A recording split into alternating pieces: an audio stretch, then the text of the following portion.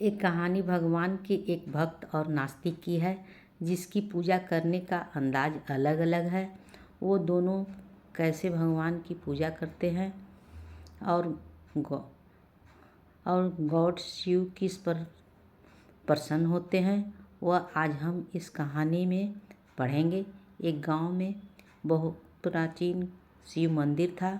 उस गांव में एक पंडित और एक ग्वाला रहता था। ग्वाला बहुत ही गरीब था और भगवान से पहले अपनी पूजा में विश्वास करता था, यानी कि पेट पूजा में। एक दिन आया जब पंडित सुबह 4 बजे ही उठ गया, क्योंकि वह दिन शिवरात्रि का था। उसे सोचा कि मैं सभी गांव से पहले जल्दी मंदिर जाकर भगवान शिव की पूजा करूंगा तो भगवान शिव मेरी तरफ सभी मनोकामना पूरा करेंगे। यह सोच वह सुबह 5 बजे ही मंदिर में जाकर पूजा पाठ करके अपने घर को चला गया। अब बारी थी ग्वाला की। ग्वाला 9 बजे सोकर उठा और यह सोचने लगा कि क्या खाऊं, क्योंकि उसे भूख बहुत तेज की लगी थी।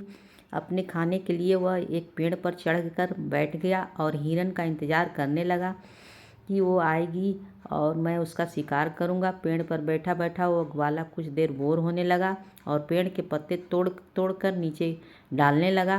ग्वाला को यह बिल्कुल भी पता नहीं था कि वह जिस पेड़ पर बैठा है वह बेल के पत्ते की पेड़ है और उसी पेड़ के नीचे शिवलिंग भी रखा हुआ है। वो शाम तक यही कार्य करता रहा और न तो उसने कुछ खाया और न कोई उसे शिकार मिला, और इसी तरह पूरे दिन का व्रत हो गया। और उसने सबसे ज़्यादा भगवान शिव की पूजा भी की, जिस कारण से भगवान उसे प्रसन्न हो गए और उसके सामने प्रकट होकर उसे वरदान मांगने को कहा।